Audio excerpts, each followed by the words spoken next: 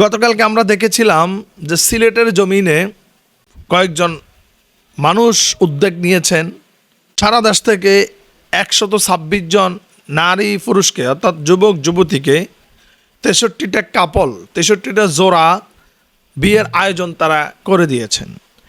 এমন 126 জনকে তারা সারা দেশ থেকে বেছে নিয়েছিল যাদের এই মুহূর্তে টাকা খরচ করে পারিবারিকভাবে বিয়ে করা, বিয়ে বসাটা হাতের নাগালের বাইরে ছিল, অসম্ভব ছিল।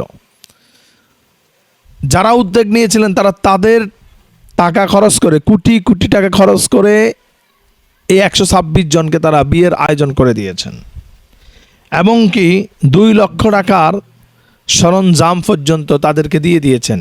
মানে প্রতিটা কাপলকে 2 লক্ষ টাকার সরঞ্জাম দিয়ে দিয়েছেন। আজকে তাদেরকে আল্লাহ টাকা দিয়েছে, তাদেরকে আল্লাহ তাআলা মনও দিয়েছে, উদার মন দিয়েছে। যারা টাকা সম্পদটাকে জমা করে রাখতেছে না, খরচ করার জন্য চেষ্টা করতেছে। এই পৃথিবীতে হচ্ছে পরীক্ষার স্থান, পরীক্ষার জায়গা। আল্লাহ তাআলা কাউকে সম্পদ দিয়ে পরীক্ষা করে, কাউকে সম্পদ না দিয়ে পরীক্ষা করে, কাউকে ইলম দিয়ে পরীক্ষা করে, কাউকে ইলম না দিয়ে পরীক্ষা করে, কাউকে সৌন্দর্য রূপ চর্চা দিয়ে পরীক্ষা করে, কাউকে রূপ সৌন্দর্য না দিয়ে পরীক্ষা করে। অর্থাৎ এই দুনিয়াটা হচ্ছে পরীক্ষার কারখানা, পরীক্ষার স্থান। আপনার টাকা পয়সা থাকলে আপনি চাইলে ভালো কাজে এই টাকাটা খরচ করতে পারবেন, দুনিয়াতে সম্মানিত হতে পারবেন, পরকালে মুক্তির ফয়সালা হয়ে যাবে। আল্লাহ তাআলা কোরআনের মধ্যে বলেছেন সূরাতুল হুমাযার মধ্যে, ওয়াইলুল লিকুল্লি হুমাযাতিল লুমাযা আল্লাযী জামাআ মালাহু ওয়া আদ্দাদা ইয়াহসাবু আন্না মালাহু আখলাদা কাল্লা লায়ুনবাযান্না ফিল হুতামা।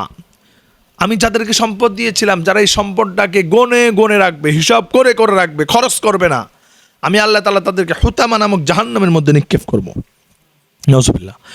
এখন আপনার আমার করণীয় কাজ হচ্ছে, আপনি এই মুহূর্তে হয়তো 126 জন 63টা পরিবার 63টা কাপলকে একসাথে বিয়ে দিতে পারবেন না, সম্ভব না। আপনার মাধ্যমে যদি আপনি 2টা পরিবারকে, একটা ছেলে একটা মেয়েকে যদি আপনি বিয়ে দিতে পারেন, এটাই আপনার জন্য সর্বোত্তম।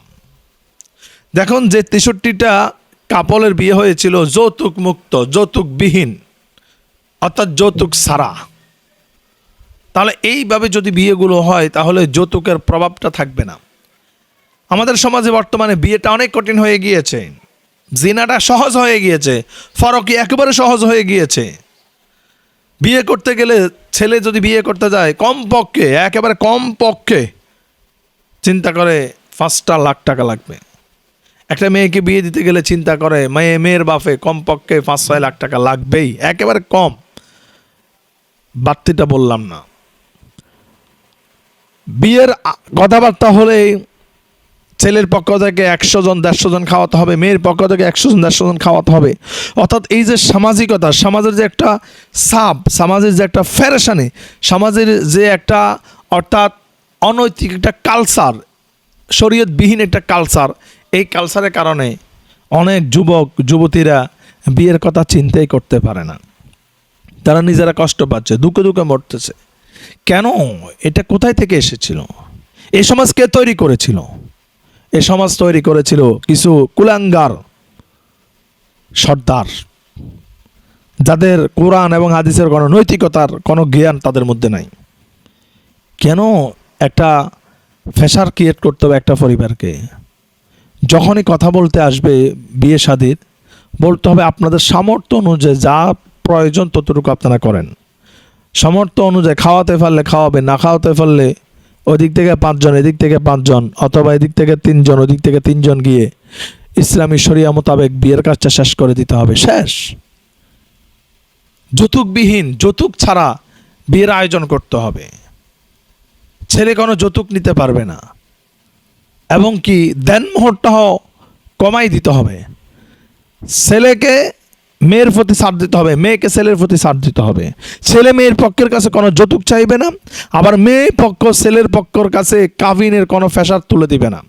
কাবিনের সামান্য হোক না, যৌতুক ছাড়া কাবিন, একটা কাবিন কিন্তু একটা মেয়েকে সুখ দিতে পারবে না।